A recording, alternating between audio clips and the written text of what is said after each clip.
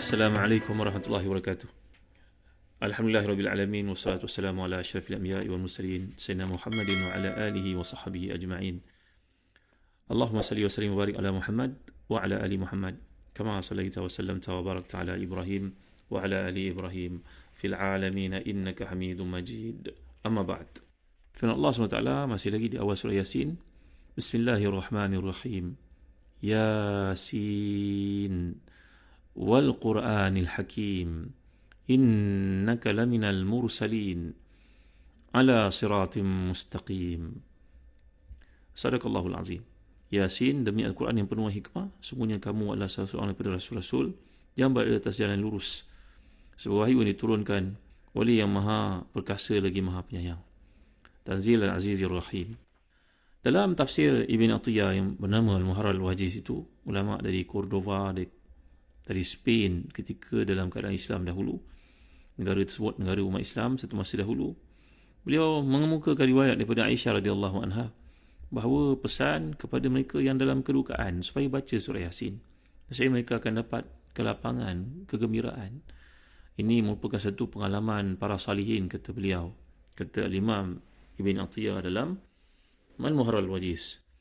Juga dalam hadis lain dikemukakan contohnya oleh Al-Hafiz Ibn Kathir dalam tafsirnya, bahawa siapa yang mengalami kesukaran, kesulitan, bacalah surah Yasin. Mudah-mudahan Allah beri kepadanya kelapangan. Jadi mungkin itu salah satu sebab mengapa. Dan juga dalam hadis lain mengatakan diberi keampunan. Asbaha maghfuran lahu. Dia akan bangun pagi dalam keadaan ampunkan oleh Allah dosa-dosanya. Mungkin kecenderungan masyarakat Melayu untuk mengamalkan hadis ini kerana ketidakmampuan mereka untuk membaca pada setiap malam. Maka mereka menjadikannya pada malam yang paling utama mengikut kemampuan mereka, iaitu pada malam Jumaat. Apapun kita baik sangkalah dengan umat Islam, walaupun hadis itu barangkali ada penilaiannya di sisi para muhadithin. Jadi tuan-tuan hati dan dikasih sekalian, kembali kita kepada topik Yasin ini. Bila Allah SWT menyebut tentang perkataan Yasin, maka berbeza-beza pandangan para ulama seperti yang dikemukakan oleh Al-Imam Al-Mawardi dalam tafsirnya, Tafsir Al-Mawardi. Ada 6 pendapat, sehingga pendapat yang terakhir mungkin kata beliau perkataan Yasin itu datang perkataan Ya Isa. Maknanya Ya Isa itu berarti putus harap, putus asalah sekalian musuh-musuh Islam, kerana Allah telah membekalkan kepada Nabi-Nya Al-Quran, dan Allah menjamin bahawa Nabi merupakan manusia yang diutuskan, diberikan mukjizat. Maka perkataan Yasin itu mungkin merujuk kepada Ya Isa, kata beliau. Ini adalah kelebihan yang terdapat dalam tafsir Al-Mawardi, iaitu Al-Imam Al-Mawardi akan mengemukakan berbagai riwayat dalam bentuk yang sangat structured, systematic, pandangan-pandangan yang dikemukakan itu. Jadi bila kita melihat perbezaan pendapat para ulama tentang perkara ini, seakan-akan Allah Ta'ala berfirman bahawa kata dan kalimat yang kamu gunakan sehari-harian dalam percakapan kamu ini adalah kesimpulan daripada kata-kata Al-Imam Az-Zarkashi dalam kitab yang terkemuka itu Al-Burhan, bahawa walaupun kamu menggunakan perkataan yang sama, huruf yang sama, tapi kamu gagal untuk memahami, menandingi apa yang aku maksudkan. Jadi Yasin dan juga permulaan surah yang tertentu ini dipanggil sebuah Fawatihus Suwar itu, yang menggunakan 14 daripada 29 huruf-huruf hijaiyah ni. Jadi ini adalah, kamu takkan dapat menyusun seindah, seteliti apa yang terdapat dalam Al-Quran yang kami sampaikan kepada Nabi kami SAW. Mungkin juga kata Imam Tahir Ibn Ashur, lagi perkataan Yasin ini salah satu nama Nabi SAW, yang merujuk kepada Salamun ala Ilyasin dalam surah Safat ayat ke-130, yang mungkin difahami, kata beliau, mungkin merujuk kepada salam sejahtera tercurah kepada Nabi SAW, keluarga Nabi SAW. Pendapat ni pendapat yang kurang tepat, kerana jumhur para ulama tafsir menjelaskan perkataan Ilyas ini adalah merujuk pada Nabi Ilyas contohnya. Jadi tuan-tuan yang dimuliakan Allah sekalian, kemudian Allah menjelaskan bahawa Quran ini penuh dengan hikmah. Jadi selepas menggambarkan tentang kehebatan yang ada pada ayat yang awalnya Yasinul Quranil Hakim, maka Allah menyebut tentang Quran ini penuh dengan hikmah.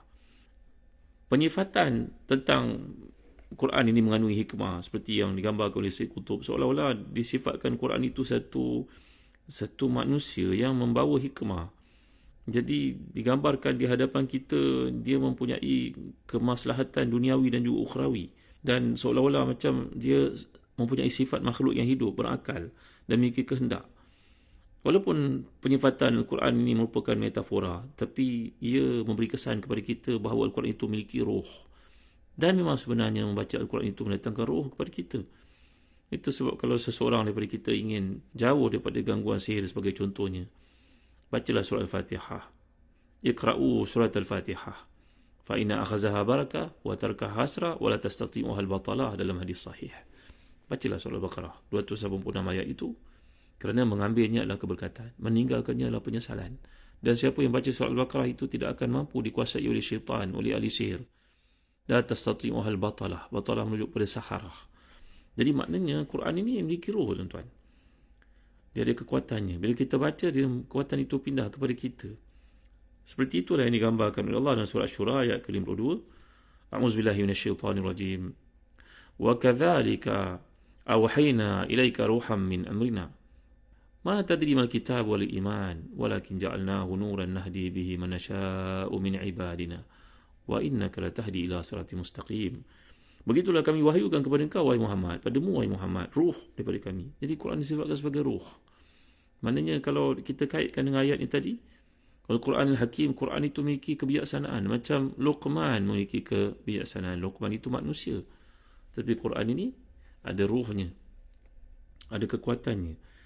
Jadi Al-Quran akan dekat dengan kita dan kita akan merasai kedekatan, keakraban dengan Al-Quran itu bila ruh kita bersih kerana membaca Al-Quran. Tuan dimuliakan sekalian, demikianlah para ulama salafus salih contohnya berkata seperti dinukilkan oleh Imam Al-Ghazali dan Ihya Ulumuddin, anda hendak dekat dengan Allah, bercakap dengan Allah, anda semayang, anda hendak Allah bercakap dengan anda baca Al-Quran. Jadi bila ayat ini menggunakan Al-Quran sebagai sumpah, menekankan bahawa Nabi SAW adalah seorang Rasul. Jadi sekian banyak perkara yang ditekankan oleh Allah dengan sumpah. Contohnya Allah menyebut wal fajr, demi waktu fajar, wal duha, demi waktu duha, wal asr, demi waktu asar contohnya. Jadi ini yang digambarkan oleh Allah SWT bahawa pentingnya keterkaitan yang ada di antara Nabi SAW. Andai kita nak mengikut Nabi, maka Al-Quran ini tidak boleh dikesampingkan. Kemudian datang ayat berikutnya menggambarkan tentang ala sirati mustaqim. Kamu berada di atas jalan lurus. Kata Az-Zamakhsyari yang tafsirnya, bukanlah bererti kat sini adanya seorang Nabi yang diutuskan membawa hidayah dan difahami ayat itu ada pula yang tidak berada dalam hidayah. Bukan begitu maksudnya. Ini maksud yang dikehendaki dalam bab mausuf, menyifatkan tentang hidayah yang terdapat pada mengikuti Nabi SAW itu. Seumpamalah kalau seseorang daripada kita berkata, Kak Long yang bijak, Kak Long yang rajin, kita panggil anak kita lah tu. Kita ada Kak Long lain ke? Atau Abang Long, ya Allah, Abang Long yang rajin tahajud. Memang anak kita tu rajin tahajud contohnya. Kita tak ada Abang Long lain, tapi kita menyebut itu bagi memperkukuhkan sifat yang baik yang ada pada dia. Maka demikian juga bila menyatakan dalam ayat ini, kata Zamakhsyari dan tafsir Al-Kasyaf, wal Quranil Hakim innaka laminal mursalin ala siratim mustaqim. Ini semua merupakan pujian buat Nabi SAW. Kau seorang Nabi yang kami utuskan di atas jalan lurus. Semua Nabi Allah dalam jalan lurus, tetapi dalam bab ini dia merupakan satu pujian buat Nabi sallallahu alaihi wasallam. Tuan-tuan dimuliakan sekalian, Hamka menyebut dalam tafsirnya Al-Azhar, kita nampak sebuah gunung di hadapan kita. Ini kata-kata falsafah oleh almarhum Faiz Hamka. Nampak seolah-olah jalan untuk sampai ke sana mudah. Gunung yang tinggi itu kita nampak di hadapan kita, tersergam. Maka kita menyatakan senang untuk kita sampai padanya. Tetapi bila kita mengorak langkah menuju kepada gunung tersebut, barulah kita sedar dengan lurahnya, jalannya yang berliku-liku, hutannya yang kita kena tempuh, bukit-bukit kecilnya, jalannya mungkin kena melalui sungai. Apapun kita mesti nak kena sampai kepada gunung tersebut. Begitu juga kalau kita pergi belayar di lautan. Kita berada di atas kapal, kita nampak pelabuhan menyala-nyala pada waktu malam, berkelip-kelip lampunya. Kita menyangkakan semudah satu direct line yang kita boleh tuju dan sampai ke pelabuhan, tetapi tidak begitu tuan-tuan. Ombak dan gelombang yang memukul menyebabkan kapal yang kita naiki tidak mudah untuk berlabuh di pelabuhan tersebut. Maka sebab itu, jalan lurus hendaklah kita bina mengikut keupayaan, kesungguhan diri kita sendiri dengan berpegang kepada Al-Quran itu. Kamu baca Al-Quran, kamu dapat ikut jalan lurus, insya-Allah. Tapi kalau kamu tak baca Quran, kamu akan sesat. Kan itu kata penyair, innalillahi ibadan futana tarakud dunya wa khafu fitana nazaru fiha falamma alimu annaha laisa lihayyin watana ja'aluha lujatan wattakhazu salihal a'mali fiha sufuna. Ya Allah, indahnya kata-kata ni disebut oleh Al-Imam An-Nawawi pada awal Riyadhus Salihin, bahawa orang-orang yang cerdik, yang bijak ini, ahlillah ni, mereka mengetahui kehidupan dunia ni penuh dengan ujian. Ini keterkaitan ayat ini dengan apa yang berlaku dalam hidup kita, tuan-tuan. Quran, panduan, jalan lurus. Kita nak menuju ke gunung, orang naik kapal nak menuju ke pelabuhan, tapi rupa-rupanya jalan ke situ tak mudah. Tapi yang pentingnya Al-Quran itu mesti ada dalam kehidupan kita supaya GPS kita betul. Maka kalau kita belajar perkataan bahasa Arab, sirat, kata Al-Asfahani, sirat ini, kalau kita lihat, ada juga dibaca pakai sirat, sin, ini sub qiraat. Jadi sirat ini diambil perkataan sarata. Sarata, sad, ra, ta. Bermakna menelan. Apa pula kaitannya menelan dengan jalan? Sirat mustaqim menyatakan kat sini. Mungkin kata para ulama lughah, disebut fiqhul lughahnya, sirat ni berarti jalan yang lebar, yang lurus, jalan yang besar. Seumpama kalau kita berjalan di atas permukaan jalan itu, seolah jalan itu menelan kita. Perkataan sirat ini disebut dalam Quran sebanyak 45 kali. Semuanya berbentuk tunggal, mufrad. Berbeza daripada perkataan sabil yang diterjemahkan sebagai jalan. Jadi penggunaan sirat ini dalam bentuk mufrad, tunggal, kadang-kadang bermakna jalan yang benar, berbeza, dan satu yang selalu merujuk kepada jalan yang benar, berbeza daripada sabil. Sabil ini boleh merujuk kepada benar, boleh merujuk kepada yang salah. Boleh merupakan jalan orang bertakwa, boleh juga dirujuk kepada orang derhaka. Wala tattabi'us subula. Allah SWT menyatakan, jangan ikut perkataan hadza sabili, ini jalan aku. Wala tattabi'us subula, jangan ikut jalan-jalan yang lain. Kemudian jalan luas ini Allah gunakan pula perkataan mustaqim. Mustaqim ini datang dari perkataan qama yaqumu, yang digambarkan sebagai satu yang kuat, yang teguh, yang digambarkan jalan yang luas dan lurus. Kalau jalan hanya lebar dan luas tapi berliku-liku, maka yang digambarkan kat sini jalan yang luas, yang lebar dan terdekat untuk menuju kepada tujuan, siratal mustaqim. Jadi perkataan mustaqim ni, tuan-tuan, menuju kepada lurus. Jalan lurus adalah titik yang paling dekat, jarak yang paling dekat di antara dua titik. Kalau kita belajar ilmu fizik, maka inilah dia jalan yang Allah kehendaki kita untuk melaluinya, kerana ia menghantar, membawa kita kepada kebahagiaan dunia dan juga akhirat. Muslim-muslimat, para pendengar yang dirahmati dan dikasihi sekalian, kemudian dapat kita perhatikan dalam ayat Allah SWT di sini, bila Allah gambarkan, a'udzubillahi minasyaitanirrajim, Tanzil al-Azizir Rahim.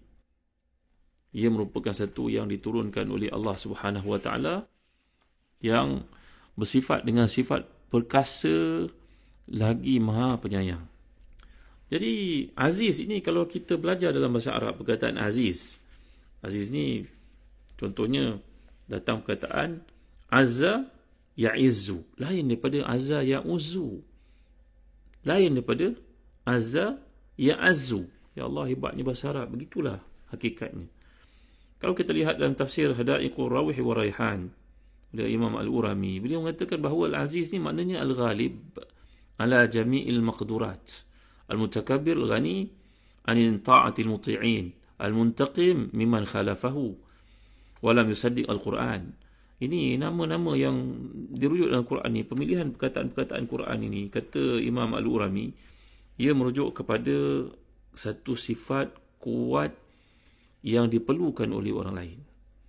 Satu sifat kuat yang menguasai segala-galanya.